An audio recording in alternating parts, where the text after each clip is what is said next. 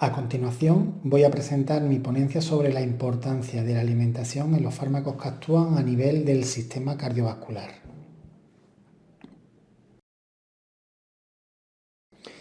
Realizaré una revisión de las interacciones más frecuentes entre alimentos y fármacos que actúan a este nivel y me centraré en lo relativo a la función cardíaca, sistema vascular, formación de la placa de ateroma y los factores que influyen en la coagulación de la sangre. También comentaré los principales fármacos empleados, así como las interacciones que se pueden producir entre los distintos fármacos y los componentes de la dieta. Con respecto a la función cardíaca, en un primer lugar recordar que la contracción cardíaca está básicamente controlada por dos factores: la contractibilidad intrínseca de las células cardíacas, que está a su vez condicionada por el calcio intracelular y en consecuencia por la entrada de este a través de la membrana celular y por su almacenamiento y liberación en el retículo sarcoplasmático. También está condicionado por algunos factores circulatorios extrínsecos. La aterosclerosis coronaria es una de las principales causas que puede generar alteraciones en el flujo coronario y provocar, por un lado, angina de pecho, que es cuando se produce un aporte de oxígeno inferior a las necesidades del tejido cardíaco, lo que provocaría un dolor torácico que se extendería por cuello y brazo. O el infarto de miocardio, que se produce un bloqueo del flujo sanguíneo a nivel de músculo miocárdico, provocando la hipoxia celular y finalmente la muerte de la célula cardíaca. El tratamiento de las alteraciones de la función cardíaca depende del tipo de patología que afecte al corazón y de esta forma actualmente disponemos de fármacos antiarrítmicos para el tratamiento de problemas de ritmo y frecuencia cardíaca, en el que estos antiarrítmicos, su aplicación clínica está condicionada por el efecto electrofisiológico que provocan, y en función de este se clasifican en antiarrítmicos clase 1, que son los responsables de bloquear los canales de sodio; los clase 2, denominados beta bloqueantes o bloqueantes de los receptores beta adrenérgicos; clase 3 son aquellos que prolongan el potencial de acción cardíaco; y los clase 4, que son los antagonistas del calcio, que bloquean los canales de calcio. Por otro lado, encontramos otro tipo de fármacos, que son los cardiotónicos, como la digoxina, que se utilizan para disminuir la frecuencia cardíaca en la fibrilación auricular rápida persistente y en el tratamiento de algunas insuficiencias cardíacas. Los antianginosos se emplean para mejorar la perfusión del miocardio y reducir la demanda metabólica, o bien ambas cosas. Y dentro de este grupo podemos encontrar los nitratos orgánicos, que son donadores del grupo GNO y potentes vasodilatadores; los activadores de los canales potasio, beta bloqueantes y antagonistas del calcio.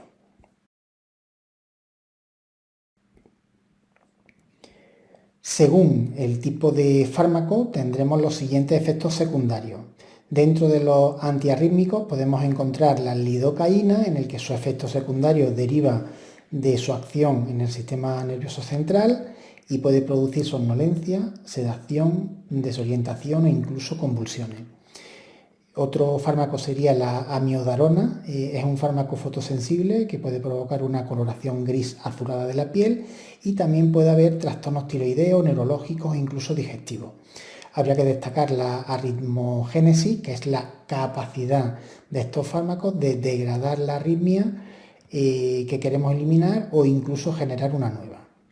Con respecto a los glucósidos cardiotónicos, pueden tener efectos secundarios frecuentes y a veces pueden ser graves. Estos efectos pueden ser extracardíacos,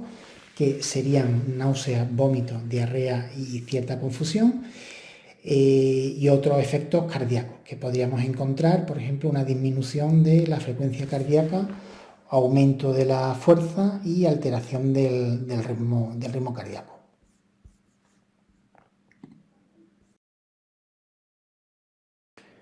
Con respecto a las interacciones de los alimentos con estos fármacos, el zumo de pomelo aumenta la biodisponibilidad de la amiodarona y por tanto aumenta el riesgo de efectos secundarios, por lo que no se recomienda el administrarlo conjuntamente. Por otro lado, el tabaco es un inductor enzimático que favorece el metabolismo de los fármacos, por lo que puede existir una disminución de la biodisponibilidad de otro fármaco denominado flecainidina, que es el Apocar con marca comercial, y es habitual que en pacientes fumadores pues tenga que haber un control y un ajuste de dosis, aportando una dosis mayor. En el caso que el paciente deje de fumar, se necesitará igualmente un reajuste de esta dosis.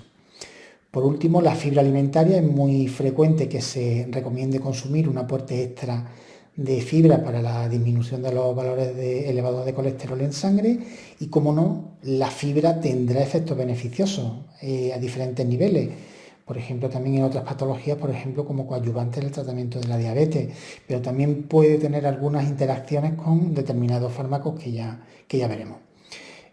Por lo general, tendemos a incrementar la dieta rica en fibra, aunque en ocasiones, como ya he comentado, la fibra produce una reducción de las concentraciones de medicamentos dentro del organismo, lo que disminuye la eficacia terapéutica. Tenemos ya evidencia de interacciones entre la fibra alimentaria y la digoxina, que reducirá su absorción, lo que se traduce en una reducción de la concentración de la misma dentro del organismo y una disminución de la eficacia, por tanto, terapéutica y por tanto, pues bueno, no se debería seguir un exceso, no seguir en exceso una dieta rica en fibra, conjuntamente tomado con este tipo de fármacos.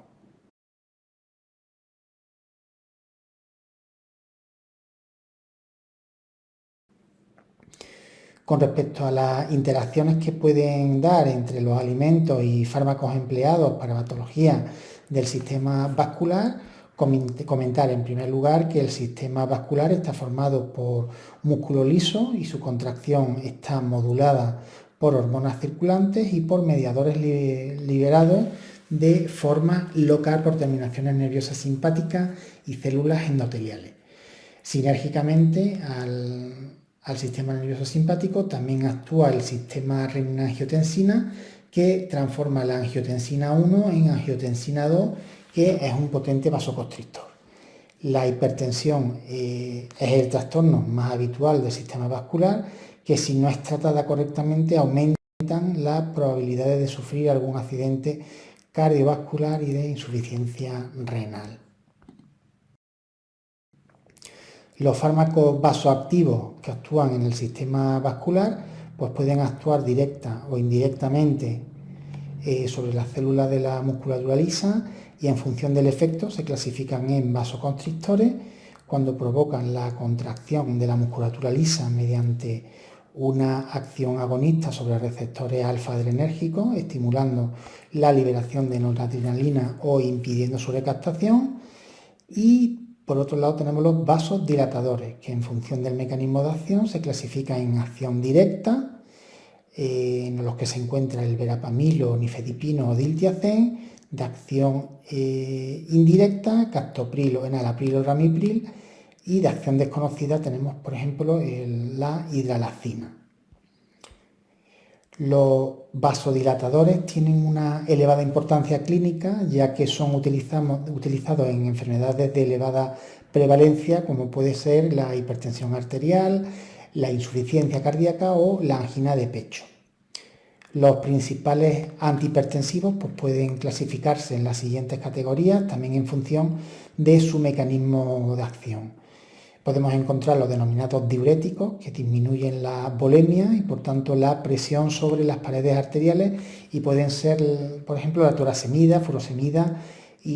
o la hidroclorotiazida. Encontramos también los beta bloqueantes o bloqueantes beta adrenérgicos, que bloquean el efecto de la adrenalina, la epinefrina y sustancias derivadas sobre los vasos sanguíneos, y este bloqueo provoca su dilatación y la consiguiente disminución de la presión arterial. Se encuentran dentro de este grupo, por ejemplo, el propanolol, el carvedilol, el metoprolol, por ejemplo. Otro grupo de fármacos serían los antagonistas de los canales de calcio, en los que inhiben la contracción del músculo liso de las paredes de los vasos sanguíneos, que están regulados por el ion calcio, y se pueden encontrar el nifedipino, verapamilo o diltiazem como fármaco. Otro tipo serían los inhibidores de la enzima convertidora de angiotensina, conocidos como los IEK, que inhiben la formación de la angiotensina por el bloqueo de la enzima que lo produce, encontrándonos en este grupo el enalapril, el ramipril y el captopril, por ejemplo. Otro grupo serían los antagonistas de los receptores de angiotensina, los denominados ARA, que bloquean la acción de la angiotensina 2 en los receptores de los vasos sanguíneos. Estos fármacos tienen menos efectos secundarios que los IEK, encontrándonos en este grupo, por ejemplo, el losartán, valsartán, entre otros. Y otro grupo de fármacos, ya por último, son los inhibidores adrenérgicos centrales y periféricos, pero bueno, son poco utilizados actualmente.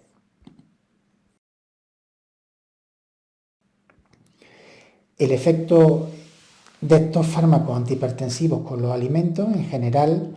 se puede decir que no está claro si la toma conjunta con alimentos modifica la biodisponibilidad de la hidralacina. En cualquier caso, se recomienda seguir el mismo hábito de administración, ya sea junto a alimentos o bien con el estómago vacío. La biodisponibilidad del alodipino y de los IEK, ramipril, el captopril, en principio no se ven condicionados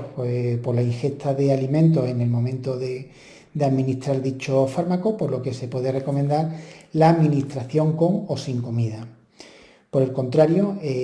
alimentos con alto contenido en lípidos aumenta la biodisponibilidad del nifedipino, incluso cuando se administran con el sistema de liberación osmótica oral controlada, que es el denominado sistema OROS. Por otro lado, dietas con alto contenido proteico, por ejemplo, dietas ricas en pescado, huevos, lácteos, carne, junto a la administración de diferentes beta bloqueantes, propanolol, por ejemplo, el metaprolol y el labetalol, pues produce un aumento de las enzimas del citocromo P450 en el hígado, incrementándose el metabolismo oxidativo, lo que deriva en un aumento de la biodisponibilidad. Por tanto, se recomienda en un principio no variar la ingesta habitual de estos alimentos una vez que se ha empezado con el tratamiento, o bien modificarlo gradualmente para evitar cambios en las concentraciones en sangre. En cuanto al zumo de pomelo, podemos decir que hay numerosos estudios que evalúan la interacción farmacocinética que se produce entre el zumo de pomelo y los bloqueantes de los canales calcio, y en general podemos sacar las siguientes conclusiones.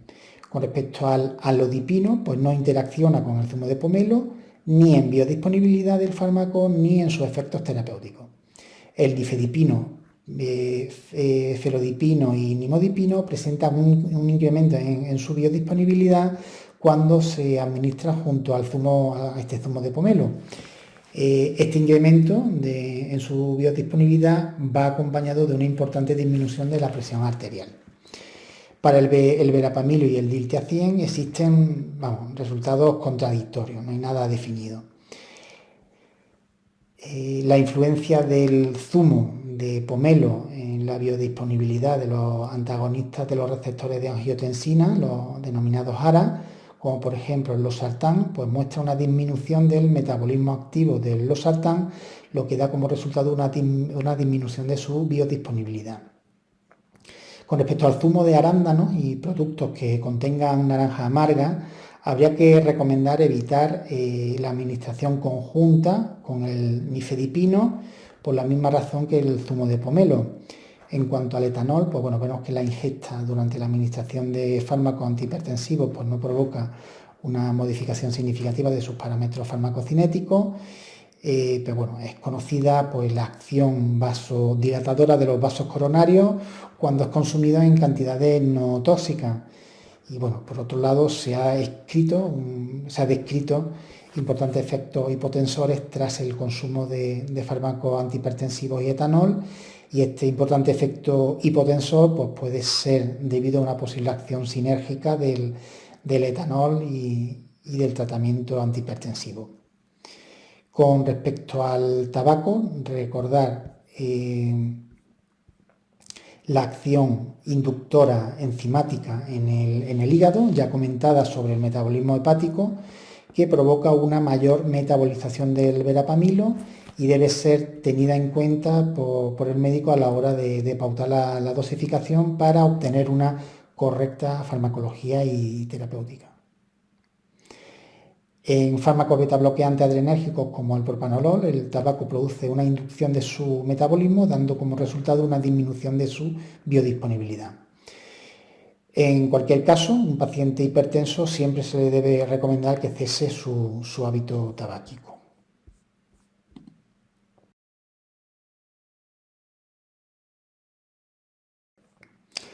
Ahora veremos las interacciones que se pueden dar entre alimentos y fármacos empleados para patologías derivadas de la formación de la placa de ateroma. En primer lugar, recordar que la ateromatosis es una enfermedad que conlleva la formación de placas de ateroma en el interior de los vasos sanguíneos que se endurecen, se estrecha el lumen e incluso puede llegar a ocluir las arterias, siendo un factor de riesgo de las alteraciones vasculares graves. Los estudios epidemiológicos han identificado numerosos factores de riesgo para su desarrollo y algunos de los cuales no son modificables, como son los antecedentes genéticos familiares, y otros, sin embargo, son modificables como la hipertensión, la obesidad o el tabaquismo. La terapia farmacológica para reducir la formación de la placa de ateroma o para disminuir el riesgo de formación se puede enfocar a distintas fases del proceso de formación de la placa y puede ser desde mejorar la función endotelial con fármacos tipo IECA o también disminuir los niveles de colesterol, LDL, primero con unas recomendaciones de estilo de vida, dieta y ejercicio físico o bien mediante fármacos que ayuden a disminuir la síntesis de colesterol endógeno. Son los denominados fármacos hipocolesterolemiantes. Comentar que el riesgo de formación de la placa de ateroma es directamente proporcional al aumento de la concentración de colesterol LDL y a la disminución de la concentración plasmática del colesterol HDL. Estas variaciones en los niveles de colesterol son las denominadas dislipemias y su tratamiento es eficaz para la formación de la placa de ateroma y la formación de trombos. Los fármacos utilizados para el tratamiento de las dislipemias principalmente son las estatinas. A continuación revisaremos algunas interacciones de los alimentos con las estatinas. En cuanto a con los alimentos en general, no se recomiendan medidas especiales al administrar estatinas con alimentos. Puede existir una pequeña disminución de la biodisponibilidad, pero esta disminución no condiciona su acción terapéutica. En cuanto a la fibra alimentaria, el aumento de alimentos ricos en fibra, por ejemplo frutas, verduras y hortalizas, son las primeras medidas dietéticas a tomar dentro de la hipercolesterolemia,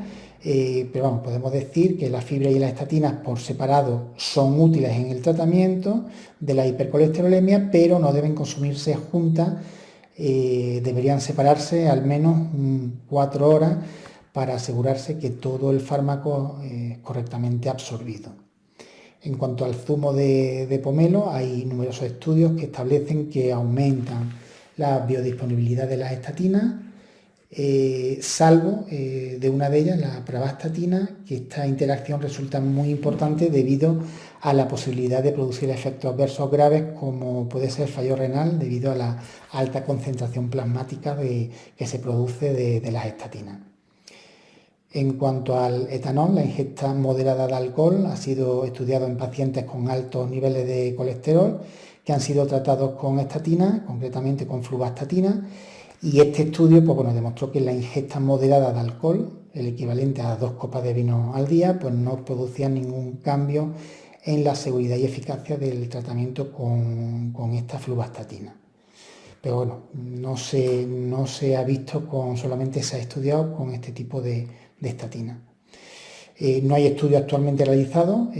con una elevada ingesta de alcohol y por tanto tenemos que tener precaución porque todos estos datos anteriores pues, bueno, no pueden ser extrapolables, ¿no?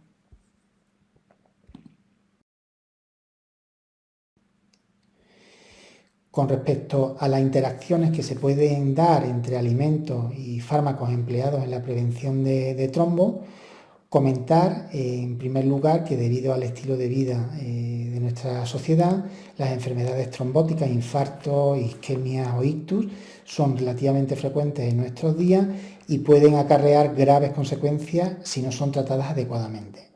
Los principales fármacos para prevenirlas o tratarlas son los que evitan que se forme el trombo y los que ayudan a romper el trombo y reabrir la arteria ocluida.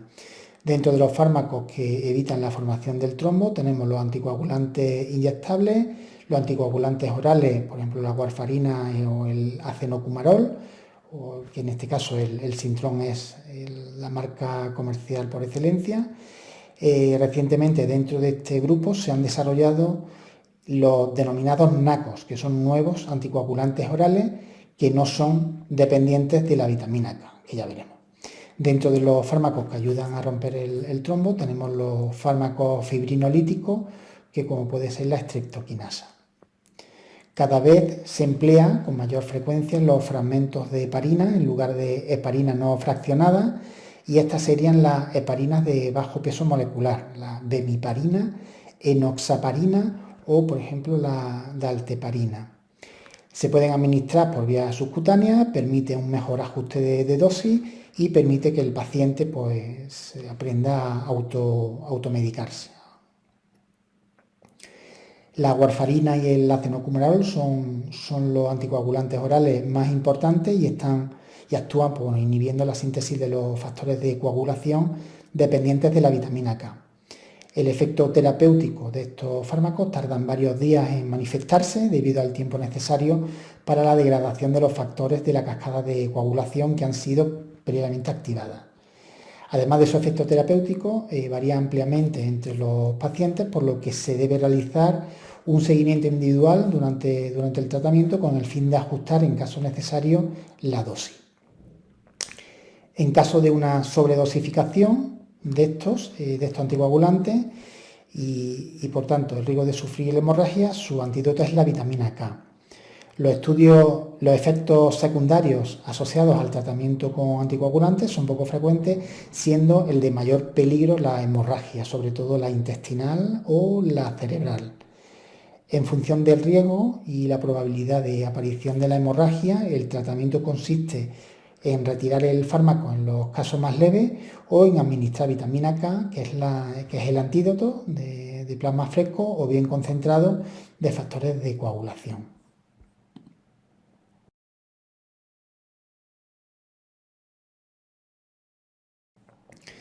Por último, vamos a tratar el efecto de la ingesta conjunta de los alimentos con estos anticoagulantes orales. Hay que recordar que los anticoagulantes orales tienen una terapéutica muy importante, que son fármacos de estrecho margen terapéutico. Esto quiere decir que la ventana terapéutica entre la aparición de los efectos beneficiosos y la aparición de los efectos no deseados es estrecha, y esto obliga al paciente a realizar un seguimiento rutinario de los niveles plasmáticos y de la actividad terapéutica de los fármacos, que es lo que se denomina la determinación del INR. Los principales anticoagulantes son derivados de la cumarina, como son la warfarina y el acenocumarol, y la estructura de estos dos fármacos son prácticamente idénticas, por lo que hacen suponer que las interacciones que sufren pues, pueden ser comunes. La interacción más destacable y prevenible es con la vitamina K, y este tipo de interacción es tipo farmacodinámico y se produce debido a un incremento de los niveles de vitamina K en sangre que permitiría una mayor síntesis de los factores de coagulación, produciendo así el efecto contrario al buscado con la medicación, tanto es un efecto antagónico. Para reducir la probabilidad de sufrir este tipo de interacción, debemos recomendar evitar consumir los alimentos ricos en vitamina K, como son el hígado, las coles de Bruselas o el brócoli, al igual que ocurre con los suplementos vitamínicos que puedan contener vitamina K. Y bueno, una vez instaurado el tratamiento con estos fármacos, con estos anticoagulantes, debemos recomendar al paciente que siga manteniendo los mismos hábitos que en su dieta y que no realice demasiados cambios bruscos en su dieta sin consultar a un especialista o bien acudir a su médico para reajustar la dosis de su anticoagulante. El resto de vitaminas liposolubles, la E, la D y la A, pues también se deben controlar, ya que podrían producir una potenciación del efecto anticoagulante, y el tipo de dieta también puede influir de manera considerable en la acción terapéutica de la warfarina y sus derivados. Así, por ejemplo, una dieta rica en proteínas y baja en glúcidos mostró una disminución de la actividad terapéutica de la warfarina, y esta disminución del efecto terapéutico pues parecía estar relacionada con el aumento del aclaramiento plasmático por el aporte extra de proteínas. En cambio, pues bueno, la dieta rica en grasa parece favorecer la absorción de vitamina K y también del resto de vitaminas liposolubles, por lo que podrán producir el efecto contrario, pues bueno, una disminución del efecto terapéutico de la warfarina.